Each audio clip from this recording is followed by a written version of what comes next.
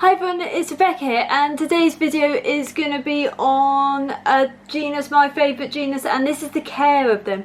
So it's quite a big genus. There is about 77 currently classified members, and there is a lot more that are unclassified.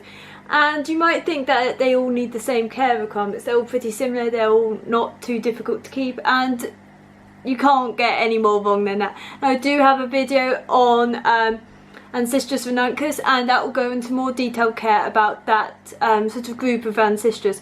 So I'm going to talk about Ancistrus in general in a way. So Ancistrus is a genus within Loricaridae, and it's one of the most vast ones, and it has it's generally defined as having tentacles on the head, which is quite common that you'll sort of identify Ancistrus with, and they can be quite substantial and branching, and it really varies on the species. Females often have it to a lesser extent, none, or in Ancistrus macropthalamus the tentacles are not a way of defining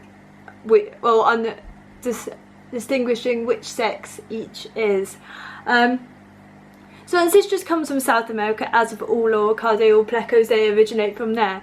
So you'll probably be most familiar with Ancistrus AF cirrhosus, the common bristlenose. So this comes in a wide range of colours. So it comes in albino, blue eye, long fins, dragon, it's called green dragon, wild type, ones with extra tentacles. What was there? I think that's about it. They're old and snow whites.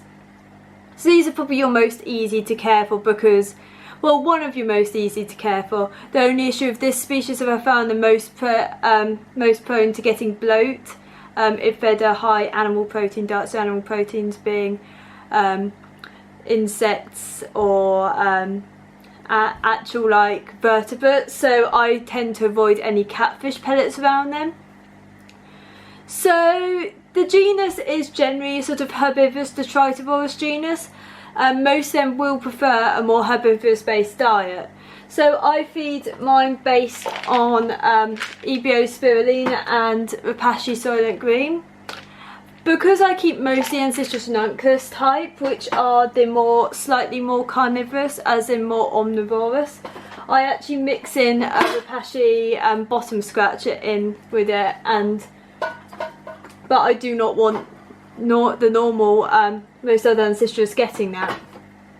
So Ancistrus prefer generally higher flow. Some can deal with lower flow. So your ones from the Rio Ucayli, particularly, that's your Ancistrus ranunculus, and also the similar ones, Ancistrus macropthalamus, Ancistrus 359, Ancistrus agaboensis will prefer a lot of flow. So I would not miss out on going for that. Whereas others can be a bit more forgiving. Your common Ancistrus AF cirrhosus, AF meaning affinity with, meaning they're like cirrhosus, Ancistrus cirrhosus, but we don't think so. They could be a bit more forgiving with flow, but I would never like go low on that, and I'll kind of put as much flow in as you possibly can.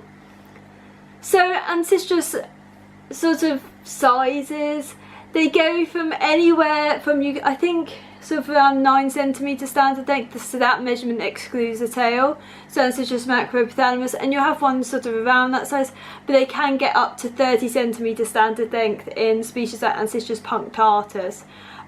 Body shape does vary a lot, so you have your more narrow fish, which are usually slightly deeper, and then you have your wide fish that are very dorso-ventrally flattened, and these fish the flattened ones seem to live in sort of gaps in rocks and stuff like that. So the habitats do vary, usually the gaps in rocks, gaps in wood. Not all of their habitats have wood, and Ancistrus ranunculus is not found with wood. They will not benefit from wood. They do not have the ability to actually break it down, but wood can actually provide a benefit in another way of quite a few species can gnaw at it for the bacteria, but they will like to hide in it, and it provides great hiding places if you pile it up and stuff like that, put caves underneath. So yeah, and they are territorial. most are territorial, not all species are. So Ancistrus ranunculus, Ancistrus macropthalamus 259, species like that tend to be a lot more gregarious, especially Ancistrus ranunculus, although then you have other species which are really territorial, so it's worth researching which species you have.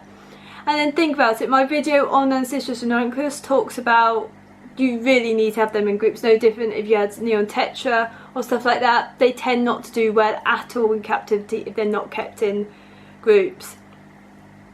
So water perimeters, soft water, soft acidic water, so pH of anywhere between 6 to about 7.5 at a push.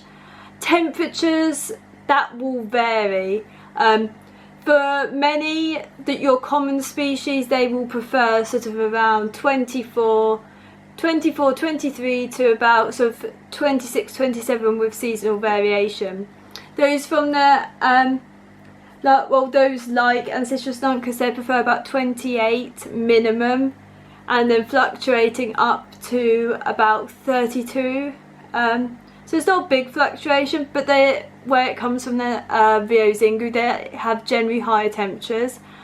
So that is really important to recognise, particularly with this species, they will not do well at low temperatures.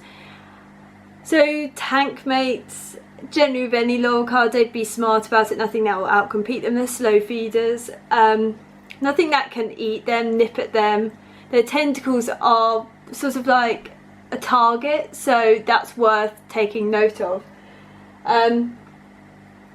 So yeah, the most hardy I'd say probably is the starlight Ancistrus, and they're the ones I'll probably recommend most likely if you want to start out. They are less prone to bloat. So this is your Ancistrus punctatus, which is the biggest one. So in general, I'd go over Ancistrus dolichopterus, which goes to about 12 centimetre standard length. So that is about sort of 15, 16 including the tail. Ancistrus dolichopterus can be identified by, it generally will have white seams while young, and these can disappear. The best way is to look at the dorsal fin, and it will have 9 soft rays. So you have the spine at the front and then 9 rays after that. Their spots do vary and they can decrease with age, as quite a few Ancistrus. There are quite a few other common species like that, which is your Ancistrus Rio Ucayli. That has a sort of brownish tinge to it, and so does quite a few other similar Ancistrus. So yeah, I could do guides on specific Ancistrus, but there's a lot of them and there's not actually that much information about them. It is a brilliant genus, it's worth trying, but they are kind of a bit more specialist, especially as you get more into Ancistrus. Most aren't actually easy to keep, and they're probably your least easy to keep. And I've kept, well, I've got fish weaned onto frozen and dry food before that shouldn't have been, and Ancistrus ranunculus is a real challenge. So it's not something that you should jump into thinking, oh great, I could go straight away. Tank mates, be smart, think about temperatures, and it's just, don't risk the fish. If you want these fish, then look after them, if you get what I mean. So yeah, anyway, thank you for watching. I'm going to try and do loads more videos as I have time. Thank you.